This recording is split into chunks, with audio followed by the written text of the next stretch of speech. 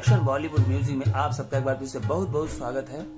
आइए इस वीडियो में मैं आपको जो स्वर विस्तार बता रहा हूँ कि इस तरह जब आप स्वर विस्तार करेंगे, स्वरों को उलट पलट करके गाएंगे, तभी आप किसी भी गीत को बजा पाएंगे। क्योंकि गीत में क्या होता है, गीत में हमारा कुछ निश्चित नहीं होता किस स्वर पे हम किस स्वर पे चले जाएंगे।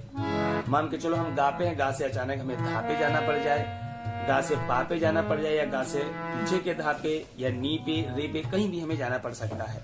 ठीक है, तो उस तरह से हमें गाने को, हर गीत को बजाने के लिए हमें हमारा जो स्वर विस्तार है वो बहुत ही मजबूत होना चाहिए।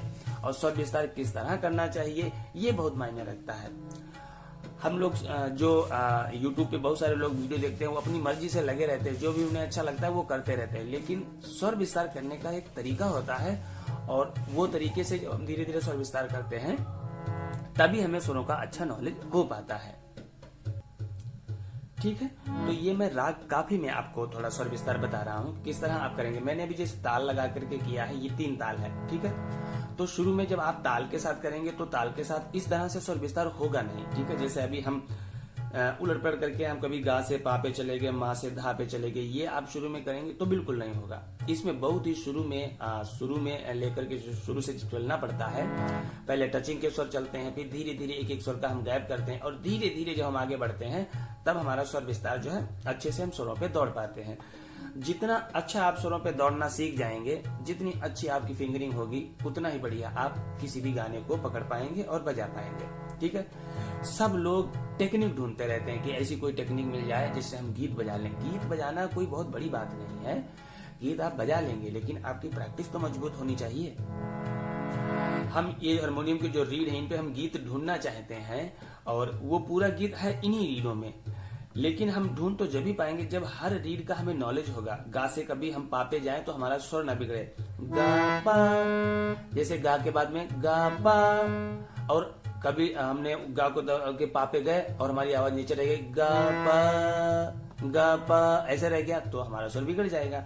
एग्जैक्ट गा के और पा के बीच की जो दूरी, वो हमें इतनी फास्ट पता होनी चाहिए कि वहां पे सोचना ना पड़े।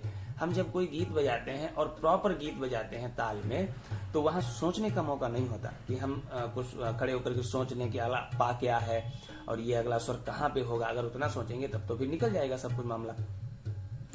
तो वहां पर पहुंचने के लिए, किसी भी गीत को आसानी से बजाने के लिए, आपको सुरों का बहुत अच्छा नॉलेज होना चाहिए। और सुरों का नॉलेज कैसे होगा, ये आपका टीचर ही आपको करवा सकता है, अपनी मर्जी से नहीं होगा। कई लोगों को मैंने देखा है, वो अपनी मर्जी से लगे रहते हैं, उनको लगता है हम कर लेंगे, लेकिन अपनी मर्जी से नहीं होगा। YouTube पे लाखों वीडियो आपको मिलेंगे, लेकिन वो बात, वो तरीका हमें नहीं मिल पाता है जिस तरह से हम विधिवत तैयार हो सकें।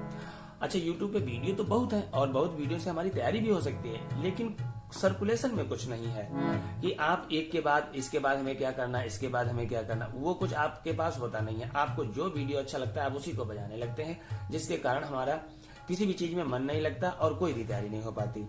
आप हमारा वीडियो देखेंगे तो हमारा प्रैक्टिस करने लगेंगे, किसी और का वीडियो आपके सामने आएगा, वो थोड़ा सरल नजर आएगा तो आप उसको प्रैक्टिस करने लगेंगे। तो उस वजह से हमारी प्रैक्टिस हो नहीं पाती और हम तैयार नहीं हो पाते। ठीक है, गीत बजाना, हर गीत बजाने का मतलब क्या है कि हर गीत से हमें कोई मतलब ही नहीं है। हमें तो एक लय से मतलब है कि कोई लय आपके कानों को सुनाई दी और आपने तुरंत बजा ली। जब कोई स्टेज पे परफॉर्मेंस करता है, कोई कीबोर्ड बजाता है, तो क्या उसको हर गाने पता होते? नहीं। वो सिंगर का, जैसे सिंगर ने कोई लाइन गाई तो उसने उस लय को पकड़ा और लय को पकड़ के बजा दिया, क्योंकि उसको सुरों का अच्छा नॉलेज है, इसलिए उसने बजा लिया। ठीक है, तो अपनी प्रैक्टिस मजबूत करें और खूब प्रैक्टिस करें। ये आपका हारमोनियम आपको प्रैक्टिस से ही आएगा। सही तरह से आप हारमोनियम जब भी बजा पाएंगे जब आप खूब मन लगाकर प्रैक्टिस करेंगे और गाइडेंस में करेंगे। टीचर जैसे बताए वैसे आप प्रैक्टिस करेंगे, तभी आप उसको सही ढंग से बजा पाएंगे और तभी आपको अच्छी पकड़ होगी। हम अपनी मर्जी से कैसे समझ आएंगे, क्योंकि बहुत सारी बातें ऐसी होती जो हमें पता ही नहीं होती हैं, तो हम उनको कैसे, कहां से आएंगी वो तो आपका टीचर ही बताएगा, है ना। ये हमने राग काफी लिया है। ठीक है, तो जैसे ये ताल चल रही है, अभी हमने इसको 126 BPM इसका है। ठीक है, मैं इसका थोड़ा BPM और कम कर देता हूं और मैं आपको ताल के साथ ही करके दिखाता हूं, फिर आपको ये भी बताएंगे कि कैसे बिना ताल के भी करना है। अब हमने इसका BPM 100 कर दिया है।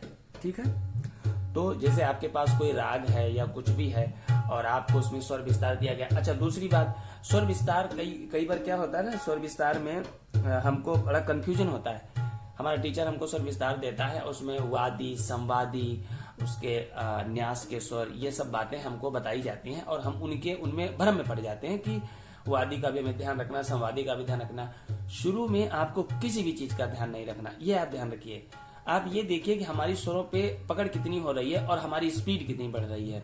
वादी, संवादी, ये सब बाद की बातें हैं। जब आप कहीं कोई राग गाते हैं स्टेज पे, वहां पे जो राग आप गा रहे हैं वहां पे आपको वादी, संवादी भी ध्यान रखना है, न्यास के स्वर भी ध्यान रखने हैं, कहाँ पे हमें रुकना है, कहाँ से चलना है, सम कहाँ पे आएगा, ये सारी बातें वहां पे याद रखनी है। लेकिन उससे पहले का जो प्रोसेस होता है उसमें आपको ये वादी, संवादी से कोई लेना देना नहीं है। उन सबको साइड में रख दीजिए और आप स्वर विस्तार में, जिस राग में आप स्वर विस्तार कर रहे हैं उस राग में आप स्वरों पे दौड़ना सीखिए। ठीक है, जैसे ये हमारा राग काफी है। अब राग काफी में गा और नी को मन लगते हैं। ठीक है, तो हमें राग काफी के स्वरों पे हमें सरगम गानी है। सा नी सा रे सा रे, ये जैसे ताल चल रही है। अगर आपको वैसे शुरू में तो ताल के साथ आपको नहीं करना है, वैसे मैं आपको ताल के साथ इसलिए बता रहा हूँ क्योंकि हो सकता है कि कुछ लोगों को ताल का नॉलेज हो तो वो ताल पे कर सकते हैं। लेकिन अगर आपको ताल के साथ चलने की आदत नहीं है और अपने ताल पे नहीं किया है तो भी ताल पे ना करें। ठीक है, बिना ताल के करें। अभी मैं बिना ताल के भी बताऊंगा। अब ये ताल चल रही है, धा दिन दिन धा, ये इसकी भी धा धा दिन दिन धा, धा दिन दिन धा, दिट दिन दिन धा। पहली मात्रा से आप अपने स्वर विस्तार को शुरू कर सकते हैं। पहली मात्रा से या नवी मात्रा कहीं से भी आप शुरू कर सकते हैं। आपको इसमें ये भी कंफ्यूजन नहीं रखना है कि हम किस बीट से शुरू करें, आपको बीट ध्यान रखनी है। ठीक है, ये जो चल रही है 1 2 3 4, ये जो बीट चल रही है आपको बीट पकड़नी है। सा रे सा नी सा रे सा रे, गा रे गा रे सा रे सा नी, धा नी सा नी सा रे सा नी सा रे, गा रे गा रे सा रे गा मा गा रे गा मा गा रे, सा रे गा रे सा रे सा नी सा नी सा रे सा नी, धा नी सा नी धा पा धा नी सा नी, सा रे गा रे गा मा पा मा गा रे सा। शुरू में आपको बिल्कुल इसी तरह लेना है, बिल्कुल भी गैपिंग नहीं करनी। जैसे सा गा पा मा धा पा रे गा मा सा नी रे, इस तरह नहीं लेना है। ये बाद की बातें हैं। ठीक है, ये तो जब आप टचिंग में बहुत अच्छा प्रैक्टिस आपका हो जाएगा तभी आप उस तरह से स्वरों को पकड़ पाएंगे। शुरू में बिल्कुल भी नहीं पकड़ पाएंगे। तो ये हुआ ताल के साथ। अभी हम जैसे अगर ताल के साथ हमें चलने की आदत नहीं है, सा रे गा रे ऐसे नहीं है, तो आप बिल्कुल ताल को नहीं लीजिए, बिल्कुल बिना ताल के कीजिए। सा रे गा रे गा रे सा नी सा। जो बिगिनर है, बिल्कुल जिनको बिल्कुल शुरुआत है, तो आप पहले सुरों के साथ चलना सीखिए। पहले सा से रे गा, सा रे गा रे सा नी, इतने स्वरों पे ही आप गाइए। फिर एक स्वर आगे बढ़ जाइए। जब इतने स्वर अच्छे से हो जाए फिर एक स्वर आगे बढ़ जाइए। फिर जब ये भी अच्छा सा हो जाए फिर एक स्वर और आगे बढ़ जाइए। ऐसे करके धीरे धीरे आपको आगे बढ़ना है और स्वर विस्तार करना है और धीरे धीरे स्पीड बढ़ानी है। जितनी आपकी स्पीड आएगी उतना ही बढ़िया आप करेंगे। अगर स्पीड नहीं बढ़ेगी तो स्वरों को हम जल्दी नहीं समझ पाएंगे। कोई भी गीत हम जब बजाते हैं तो उसमें प्रॉपरली जब उसको हम बजाते हैं तो उतना हमारा माइंड फास्ट होना चाहिए कि किसी भी गीत को हम आसानी से पकड़ लें। हमारी सुरों पे इतनी बढ़िया पकड़ होनी चाहिए कि कोई भी गीत आपके मन में आए आप उसको फटाक से बजा लें। जैसे हम कोई भी गीत ले लेते हैं,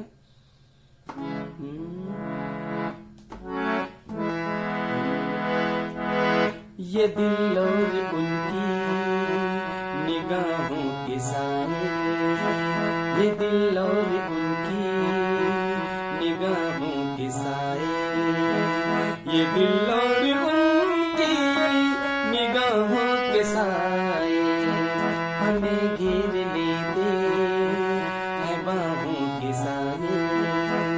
मुझे घेर लेंगे ये बाहों के साए।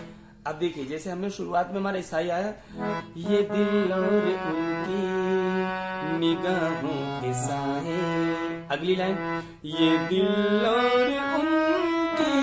अब यहां से डायरेक्ट हमें यहां जाना पड़ गया, गा से सीधे पा, वो भी हमें दूरी पता होनी चाहिए। फिर यहाँ नी, फिर सा, फिर रेगा, यहां से डायरेक्ट यहां पहुंच गए, आधा सेकंड नहीं लगा। तो उस तरह हमारी समझ होनी चाहिए कि कोई लाइन हमारी कहाँ है, हमारा हाथ वहीं पहुंचे। और ये जब आप सुरों पे बहुत अच्छा प्रैक्टिस करेंगे तभी पकड़ में आएगा।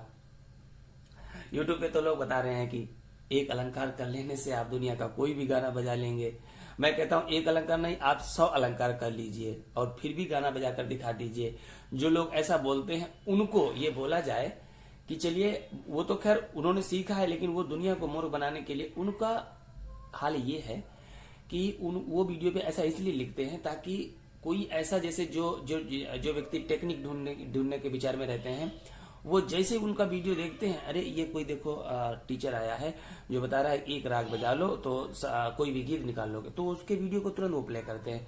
जैसे आप प्ले करेंगे उसका एक व्यू बढ़ जाएगा और उसका वीडियो आगे बढ़ता है। वो खाली वीडियो चलाने के लिए ये सब चीजें लिखते हैं। बाकी ऐसी कोई टेक्निक नहीं है कि एक राग कर लेने से या एक अलंकार कर लेने से कोई गाना निकाल लेगा। 5-5 साल लोग हारमोनियम में लगे रहते हैं, फिर भी सही से गाना बजा नहीं पाते हैं। एक अलंकार, ये तो सब बहुत बेकार की बात है। ये लोग जो ऐसा लिखते हैं, एक्चुअल इनको संगीत से खुद ही प्रेम नहीं होता। इन्होंने एक फॉर्मेट बना रखा है झूठ बोलने का, तो वो अपना बोलते रहते हैं और लोगों को बेवकूफ बनाते रहते हैं। आप उन चीजों में बिल्कुल ना जाएं। अगर आप अच्छा सीखना चाहते हैं तो प्रैक्टिस करें, और प्रैक्टिस बहुत ही मन लगाकर गहराई से करें। इसको जब बहुत ही सीरियसली आप लेंगे तभी इसमें आप उतर पाएंगे। ये एक वरदान की तरह होता है। जैसे पहले कोई भी व्यक्ति वरदान मांगता था ईश्वर से, तो उसको कई वर्ष लग जाते थे वरदान मांगने में, और वो मंत्रों का जाप बराबर करता ही रहता था जब तक वो ईश्वर प्रकट होकर वरदान नहीं देता था। इसमें जो हमारी सरगम है, 7 स्वर है, ये मंत्र हैं। इन मंत्रों को जब आप लगातार कई सालों तक प्रैक्टिस जाप करेंगे तभी उसका जो है आपको आत्मज्ञान होगा, और तभी आप किसी भी चीज को बजा पाएंगे। गीत मतलब नहीं होता, गीत से आपको लय की समझ हो जाएगी। कोई भी लय आपके सामने बजेगी, आप तुरंत उसको बजा लेंगे। ठीक है, तो इस तरह आप इसको प्रैक्टिस करें। ये मैंने राग काफी में कुछ थोड़ा स्वर विस्तार आपको बताया है, इसको आप करें और मेहनत करें। और अगर आप सीखना चाहते हैं तो आप क्लास ज्वाइन करें। मेरी क्लासेस ऑनलाइन होती हैं व्हाट्सएप पर। ठीक है, वीडियो कॉल से भी मैं सिखाता हूँ और वीडियो ट्यूटोरियल से भी सिखाता हूँ। कोई भी क्लास आप ज्वाइन करके और सीख सकते हैं। बस जैसे मैं बताऊं आप करते जाएं तो आप बहुत अच्छा हारमोनियम बजाएंगे और गाएंगे भी। भरोसा रखें इस चीज पर। ठीक है, और भरोसा रखें अपनी मेहनत पर, अपने ऊपर, क्योंकि सबसे पहले आपका खुद पर भरोसा होना बहुत जरूरी है। कई लोगों ने मुझे बोला कि जैसे उनको बता देता हूं मैं कि आपको सीखने में 3 साल लगेंगे, 3 साल लगेंगे, तो वो पीछे हट जाते हैं। भाई आप कोई काम करना चाहते हैं, कोई हुनर तैयार करना चाहते हैं, फिर आप समय से क्यों भागते हैं, मेहनत से क्यों भागते हैं? मेहनत से जो भागता है वो जिंदगी में कभी सक्सेस नहीं होता। आपको कितने भी साल लगे, अगर आपको करना है तो करना है, बस लग जाइए उसमें। ये मत देखिए समय कितना लगेगा, समय लगेगा, लगने दीजिए। क्या आप दुनिया में जिंदगी में और भी बहुत सारे काम करते हैं, उनमें समय नहीं लगता है? उनमें भी समय लगता है। तो इसमें भी अगर आप समय लगाएंगे तो ये भी हासिल हो जाएगा। कोई भी चीज नामुमकिन नहीं है, हर चीज को आप काबू कर सकते हैं। बस आपके अंदर पेशेंस होना चाहिए और लगन होनी चाहिए। ठीक है, मिलते हैं अगले वीडियो में, तब तक के लिए नमस्कार।